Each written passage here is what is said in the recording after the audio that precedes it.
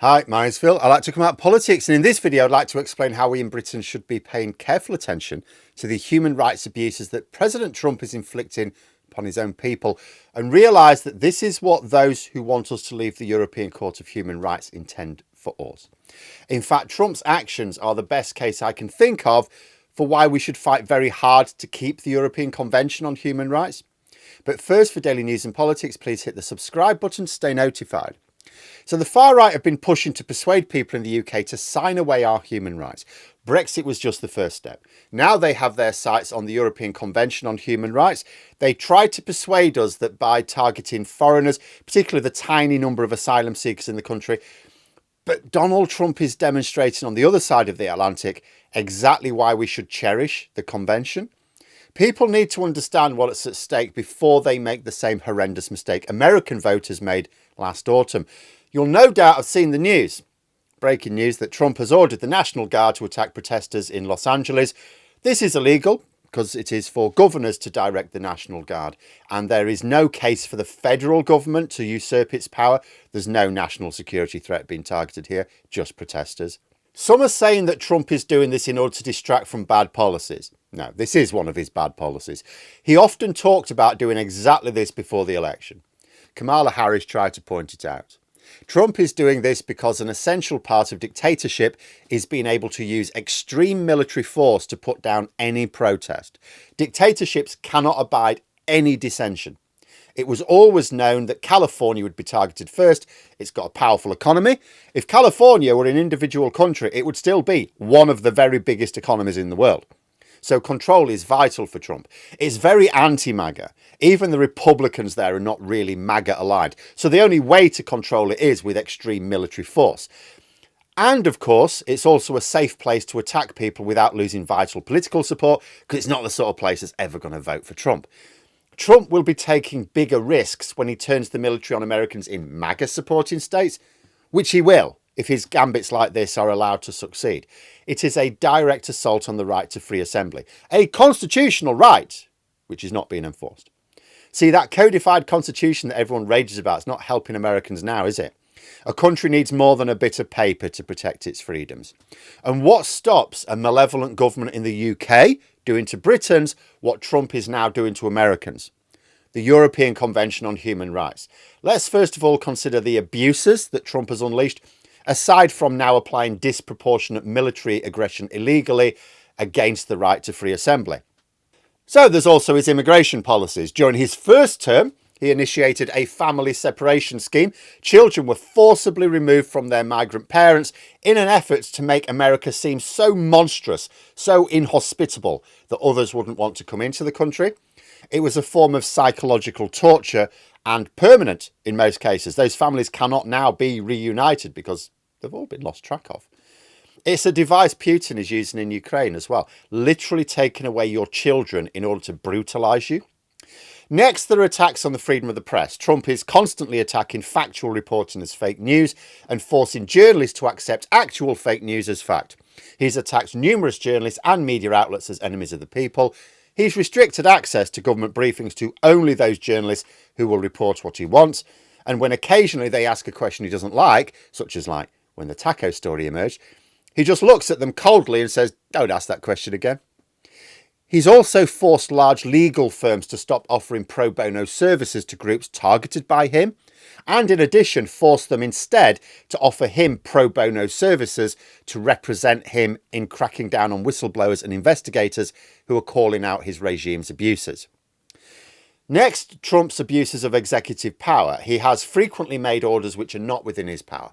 In the case of the deployment of the National Guard, he bypassed the governor of California. Most of his overreach has been using congressional powers without their approval. That includes policies such as, in his first term, the Muslim travel ban, and more lately, blocking citizens from certain countries completely. He's even deported American citizens, actual American citizens. The main argument by supporters of leaving the ECHR is not that we should not have human rights laws. Oh, of course we should have human rights laws. Of course we should. But that what they call illegal immigrants should not have them. But the same laws which protect migrants protect us. There are no human rights laws in the convention like for migrants. Like they're called human rights laws because they're for humans. So how does the convention and associated court protect us from these abuses? Well, let's go through them. Article 3, prohibition of torture and inhumane treatment. So the family separation policy or indefinite detention in poor conditions wouldn't be permitted in Britain. If a Britain Trump came to power, couldn't happen. Article 5, right to liberty and security. So arbitrary detention of the sort faced by visitors to the USA or even some US citizens returning from abroad who don't have white skin or just said something on Twitter. They would, that sort of behaviour would be banned in the UK under the convention. In fact, we've actually seen the convention protect people when the Conservative government tried to be a bit Trump-like over the last few years in a way which the US Constitution is demonstrating that there is no enforcement. Because that is an important point to note. There will be some people going, but Phil, yeah, this is illegal in America as well. It's all right saying it's illegal in this country. It's illegal in America. He's still doing it anyway. Yeah, absolutely. But a law that is not enforced is not a real law. So effectively, these actions are not illegal in the USA because Trump is being allowed to carry them out. People are just standing by and going, oh, okay, you're not supposed to do it, but okay, whatever. There is enforcement of the convention in the UK. We have seen it in action. There's also Article 10, the right to freedom of expression. J.D. Vance and Elon Musk, MAGA's version of the Chuckle Brothers, tried to claim that the UK doesn't have freedom of expression. We do. They are the ones denying it to their citizens. The ECHR protects whistleblowers and journalists from government retaliation. No such protection in America, as we are seeing.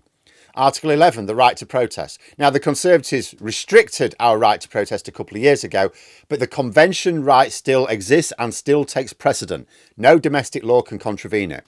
The National Guard incident would not happen. And if it ever did, if there are accusations of disproportionate responses, there would be a judicial review. And this actually happened. Most famously, a few years ago, the London Met Police abused people's right to protest at the Sarah Everard vigil, and the High Court ruled that the peaceful protesters' rights had been violated.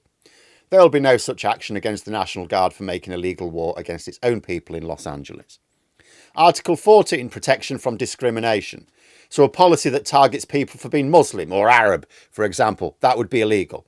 You cannot tar everyone from a particular demographic with the same brush just because of a few individuals. Donald Trump's presidency demonstrates how easily human rights can be undermined when leaders disregard legal and ethical boundaries. The US system relies entirely on checks and balances. The good chap theory, we often call it in the UK. But Trump's abuses show its vulnerabilities. What happens when you get someone in place who's not fundamentally a good chap? But the ECHR gives UK citizens enforceable protections, real enforcement against these abuses. Like, no system's perfect, right? The convention, however, ensures that fundamental rights cannot easily be thrown away by populist leaders. And as authoritarian tendencies rise globally, the ECHR remains a crucial safeguard, one that Americans probably wish they had now. If the US had adopted a human rights framework like the ECHR, citizens would have had stronger legal tools to resist these oppressive policies. But until then, Trump's legacy is going to serve as a warning to everyone else what happens when leaders put power above the people. You want enforceable protections. That is why people like Nigel Farage want to separate the UK from the European Court of Human Rights. It's not because of frustration with a small number of migrants who commit crimes. It's because he wants to do to Britain what Trump is doing to America. It's not even like he's pretending otherwise. It's not even like he's denying it. Farage frequently says he wants to do to Britain what Trump is doing in the USA. He's constantly talking about it. Trump said he was going to abuse people's human rights. He promised to do it during the election campaign. You know, voters in the States didn't listen. They didn't listen to Trump when he was promising to do it. They didn't listen to Harris when she was reminding them. People in the UK need to listen to Farage because he's promising more of the same. The ECHR is our protection against him. There is no other. We cannot stop him coming to power, at least not without electoral reform. He, or someone like him, is going to come to power at some point. The Conservatives tried going a bit MAGA. The next lot will go for it much harder. Only the ECHR protects us from the worst abuses when this happens, just like it did against the Tories when they tried a few MAGA policies. But let me know what you think in the comments below, and for more content you could subscribe to the channel or even become a member for access to streams and behind the scenes updates. Thanks for watching, and until next time, I'll see you later.